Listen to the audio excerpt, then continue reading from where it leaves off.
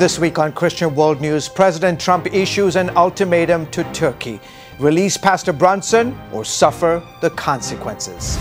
And religious freedom fighter Mike Pompeo is the point man for the president on foreign affairs. See why this issue is near and dear to his heart. And standing up for Israel, how Nikki Haley is fighting for the Jewish state at the United Nations, and why Christians have her full support.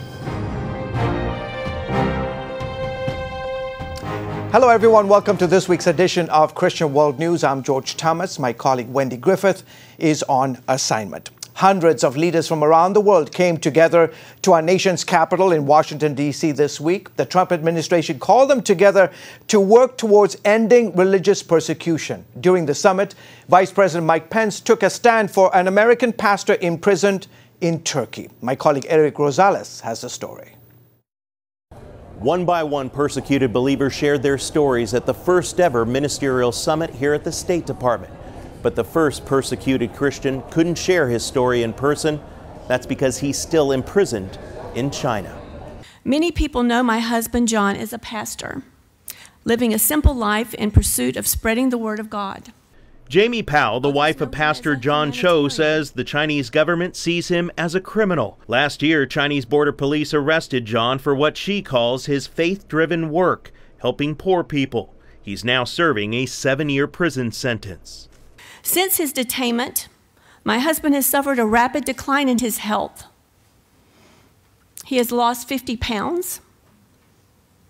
He's not been able to communicate with me and my children.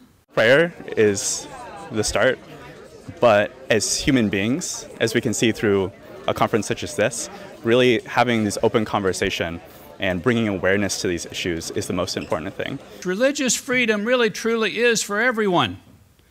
It's a right given by God. Former Kansas Governor Sam Brownback is America's ambassador at large for international religious freedom. He urged the representatives from 80 countries at this summit to help make the world a place where people genuinely care and love one another. Together, an alliance of government, civil society, and faith, we can and will advance religious freedom. Brownback cited the ethnic cleansing of Muslims in Myanmar and the Islamic State's genocide against Yazidis and Christians in Iraq. He also highlighted U.S. Pastor Andrew Brunson, who he says remains wrongly imprisoned on false charges in Turkey. Vice President Mike Pence echoed the demand at the first ever ministerial summit to advance religious freedom. To President Erdogan and the Turkish government, I have a message on behalf of the President of the United States of America.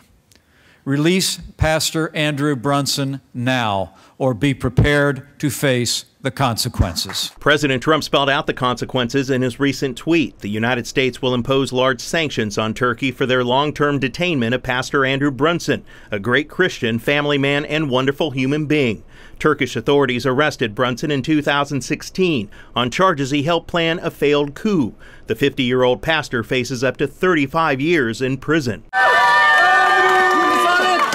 Wednesday, a court ordered Brunson taken from prison and placed on house arrest. The vice president says that's not good enough. Pastor Andrew Brunson is an innocent man. There is no credible evidence against him. I know that his faith will sustain him, but it shouldn't have to. Pastor Andrew Brunson deserves to be free. Pence told the leaders of more than 80 countries the list of religious freedom violators is long. China, Iraq, and North Korea top the list. And even though President Trump is seeking better relations with North Korea, the administration continues to press the issue of religious freedom. North Korea's persecution of Christians has no rival on the earth. It is unforgiving, systematic, unyielding, and often fatal. The mere possession of a Christian Bible is a capital offense. At the Holocaust Museum, U.S. Ambassador to the United Nations Nikki Haley spoke about the U.S.'s commitment to protecting religious liberty. We will continue to forcefully advocate for religious tolerance in the international arena, not just because so many people are being denied this right, but because defending religious freedom makes for a safer and more peaceful world for all of us. Secretary Pompeo says the ministerial summit will not be a one-time event, but an annual event under the Trump administration. Eric Rosales, CBN News, Washington. Thank you, Eric. Chris Mitchell is our CBN Middle East Bureau Chief. His home is normally in Jerusalem, but today he is here in our studios in Virginia Beach. Thank you so much for coming on the show. Great to be with you, George. I'm curious, Secretary of State Pompeo this week on Instagram made this message to Turkey's foreign minister. He said he underscored that it is well past time for this innocent Pastor Andrew Brunson to come home. Why is Turkey holding him? Well, there's a couple of reasons, but first, George, I just wanted to comment on Eric's story. This is unprecedented for the administration to stand up, first of all, on behalf of religious freedom. That hasn't been happening to the degree it has now. It's really unprecedented. Plus, the U.S. administration standing up on behalf of a Christian pastor in Turkey and making a state-to-state, a nation-to-nation situation. He's in prison because they consider him, actually, he's a political hostage. Because President Erdogan of Turkey, wants his political adversary, who is Fethullah Gulen. He accuses him of having a coup back in 2016. He wants the U.S. to extradite him, and he's using Brunson as a sort of a political pawn in the midst of this.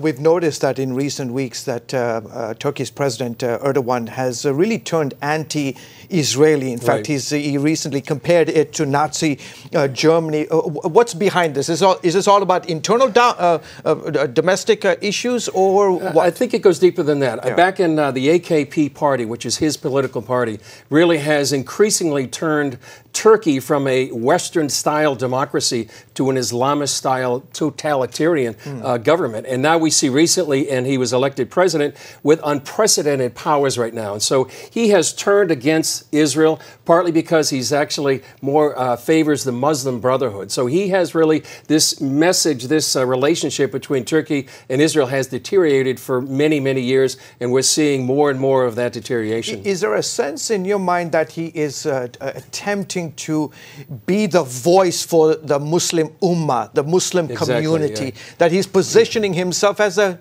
caliph? Yeah, that's exactly what he's doing. He wants to be the new caliph. Turkey used to be the head of the caliphate back in 1924. That was abolished by President Ataturk back in the early 1920s.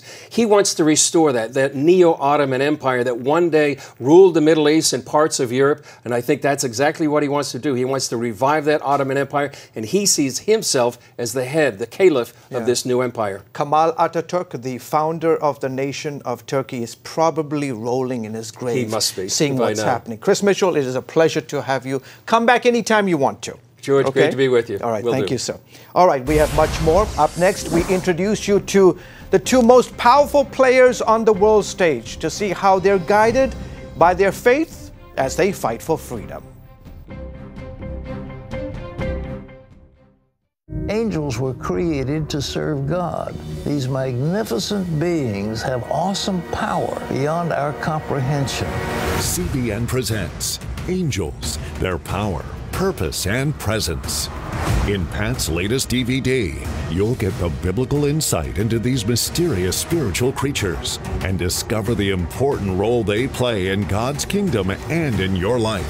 We're also going to meet real people who have come face to face with these divine creatures and have experienced what can only be described as miraculous, life-changing encounters.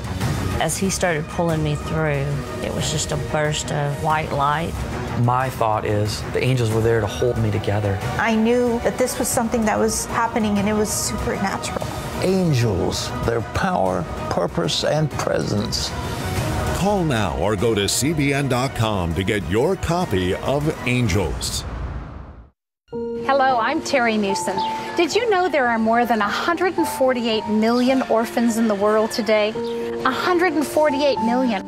But it was 3 little girls that taught me about the plight of orphans. My husband and I spent nearly a month immersed in the daily activities of a Ukrainian orphanage as we waited to adopt 3 sisters. I saw firsthand the utter loneliness, the pain of rejection, and the overwhelming desire to be loved. That experience changed me forever. And out of it grew a ministry from my heart called Orphans Promise. Today, we're helping orphans and vulnerable children in more than 50 countries worldwide. Thousands of children are now in safe homes. They're being educated. and they're learning life skills. I'm asking you to join with me and become family to these children. Will you call the number on your screen right now? Because every child deserves a chance to be happy.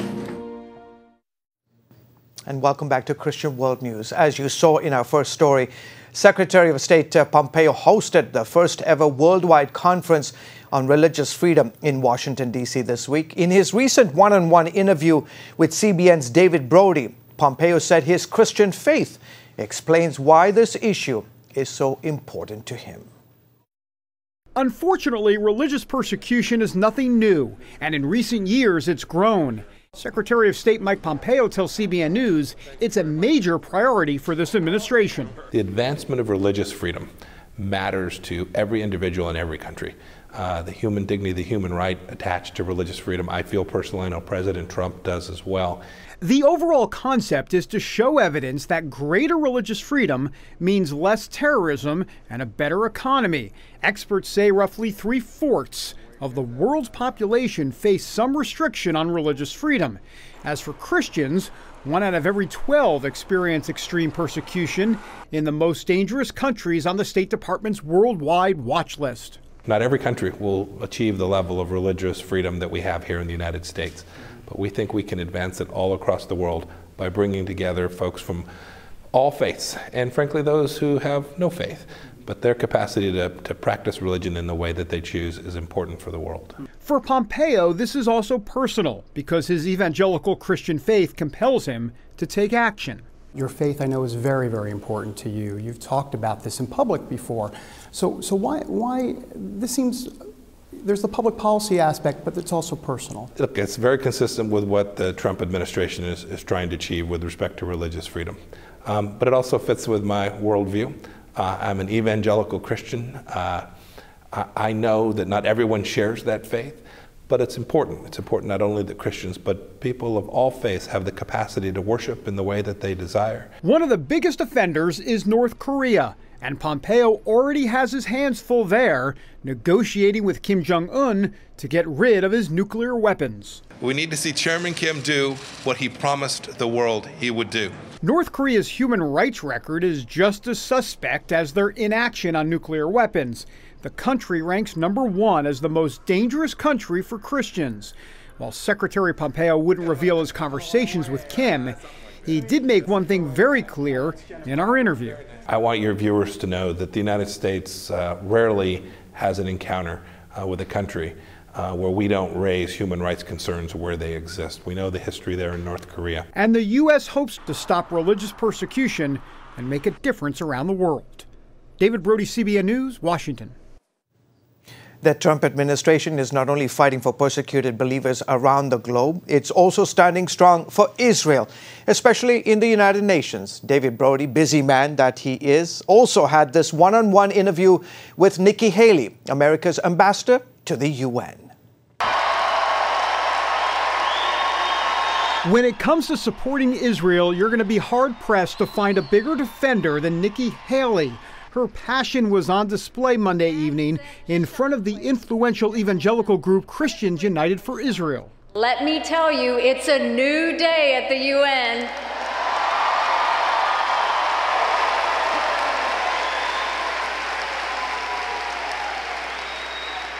From now on, every country knows that the United States will not just block anti-Israel measures, we will shine a light on those who are responsible. There won't be any more free passes for those who bully Israel at the UN. Haley's time at the UN has been marked by a full-throttle defense of Israel. In an interview with CBN News, she expressed excitement to see that the hard work is beginning to pay off as skeptical UN members begin to see the anti-Israel terrorist group Hamas for what it is. The idea that we could get the majority of the General Assembly for the first time to even acknowledge that Hamas is an issue was a fantastic win. Haley also sees a winning team in the support evangelicals have shown Israel for decades. When you look at the anti-Semitism, you look at all of the harassment that they're getting around the world, you do feel for them, because you know these are good people trying to live a good life that are in a dangerous region. And I think that Christians United, they see that for what it is. She's also calling out certain United Nations bodies and their questionable decisions. The Human Rights Council is a farce. She got the U.S. to pull out, calling it full of hypocrisy. What we've said is you've got serious human rights abuses, whether it's in Venezuela, whether it's in Iran where they're protesting their regime, whether it's in Nicaragua, and they're doing nothing about it. The phrase doing nothing is not in Ambassador Haley's vocabulary. Since day one, you've gone in there to shake things up. How tough has that been? Every day I put on body armor because I know there's going to be a fight. I'm just fighting a different thing every day. Often on that daily agenda, Iran, Russia, and dealing with North Korea. Do you think they understand the message that what denuclearization means to the United States? I think that North Korea understands the message, they just don't like to hear it. We're not going to loosen sanctions. We're not going to do congratulatory statements until we see actions to stand by their words that they're going to denuclearize. And I think they've got some soul searching to do. On the Russia front, she's okay with President Trump talking to Vladimir Putin, even in private, despite some of the criticism. He did that with Kim. He's done it with other leaders. He did it with President Xi of China, and that's just his way. He feels like he can get more out of them if he goes one-on-one like that. It's his style. It's the way he does it. You can't get to the end of the other side if you don't have those conversations. Despite the appearance of friendly talking with Russia, she makes one thing perfectly clear. We don't trust Russia. We don't trust Putin. We never will. They're never going to be our friend. That's just a fact. Iran fits that category as well, especially after its president, Hassan Rouhani, warns Americans that a war with Iran would be the mother of all wars. Iran has made or has received their legitimacy by rhetoric. It has the Europeans and everyone that was involved in the Iran deal scared of what they might do. We don't fall for that. The world is indeed a dangerous place, and it has Nikki Haley keeping the faith. We just have to keep doing our part, and we have to make sure that we're being true to ourselves, true to our values, true to what we believe in, and not compromise on that. And I have faith it's all going to work out in the end. David Brody, CBN News, Washington. Coming up, it's the place where Christianity is growing faster than anywhere else in the world, and its location may just surprise you. Parents, the Superbook Bible app is a great way to get your child reading the Bible, because in today's busy world, we can use some help. The free Superbook Bible app has fun stuff your kids will love. They'll have a blast learning the Bible, playing great games, watching cool videos, discovering heroes in the Bible. They'll have fun while they learn God's Word. The Superbook Kids Bible app, available now. Life. It's meant to be lived fully. Jesus said it. I came to give you life. Life to the fullest. Life in your family. Life in your finances. Life in your body, mind, and spirit. Life in your everyday.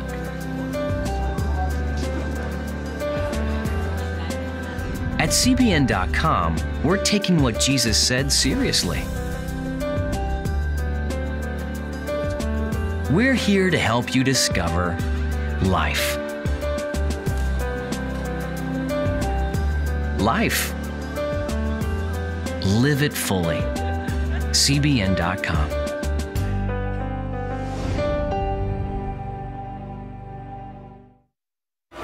What's your emergency? We have a vehicle that is upside down and on fire.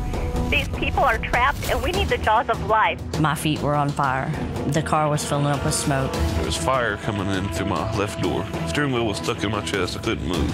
The seatbelt, I kept trying to release it, but it wouldn't release. And I just screamed, God, send your angels now. I saw a set of just white hands. It was just a burst of white light.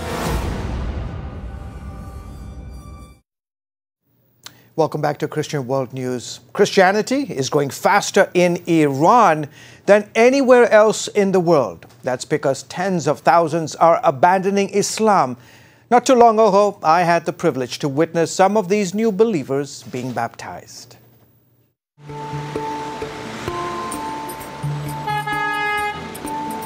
On a recent Friday, 600 miles east of Tehran, not too far from the Afghanistan-Turkmenistan border, 20 Iranians prepared for a secret journey out of their country. For their safety, we've concealed their identities and changed their names. I've been waiting for this moment for nearly 9 years.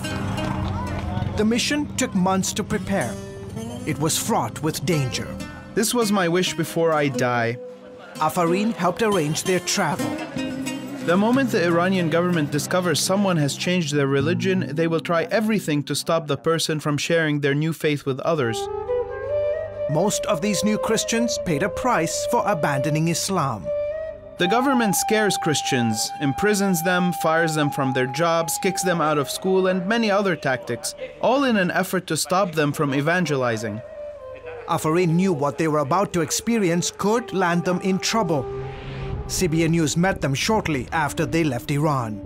Due to the sensitive nature of this report, CBN News has agreed not to reveal our location nor the names of the individuals associated with the story. And this is why they left Iran for a few days.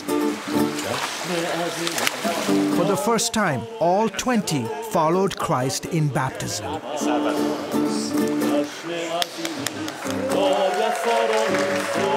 Inside Iran, if the government found out that you were baptized, you would be automatic imprisonment.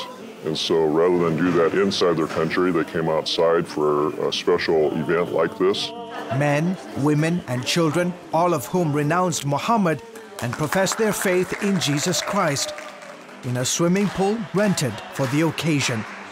Entire families got baptized. It feels very good. I'm very happy. My whole family is happy. And what makes this baptism all the more significant is that the majority of Iranians in attendance have come from the nation's third largest city of Mashhad, which also happens to be one of Shia Islam's most holiest cities.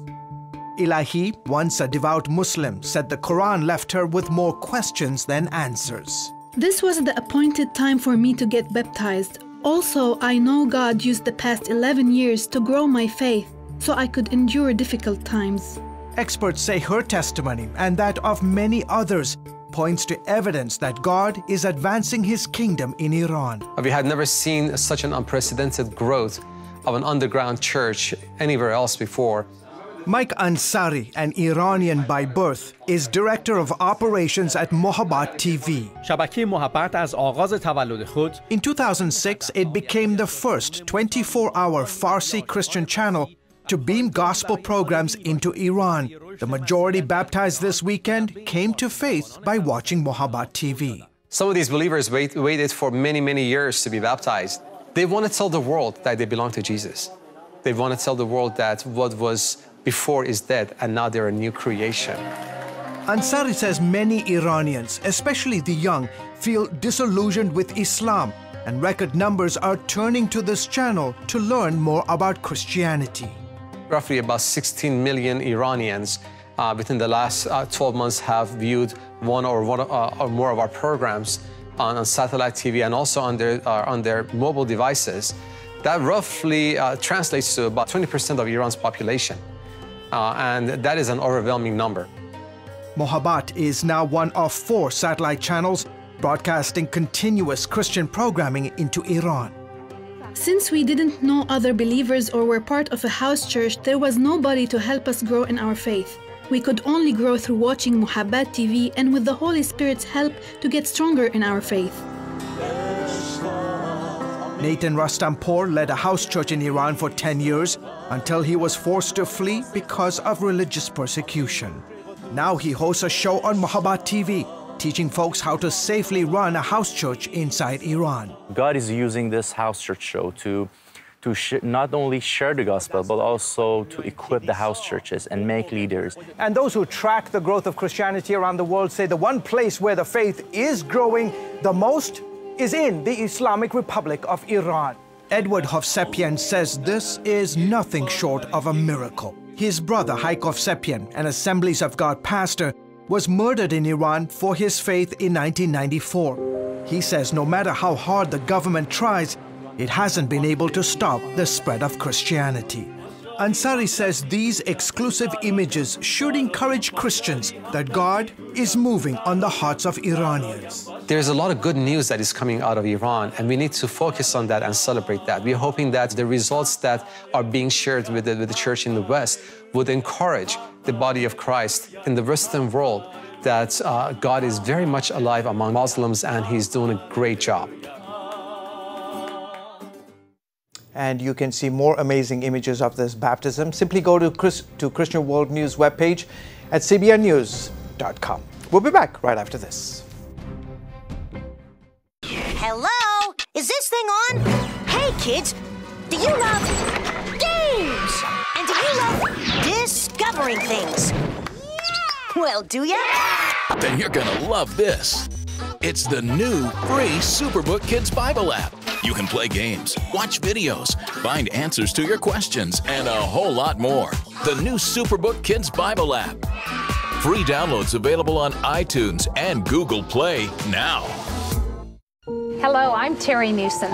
Did you know there are more than 148 million orphans in the world today? 148 million.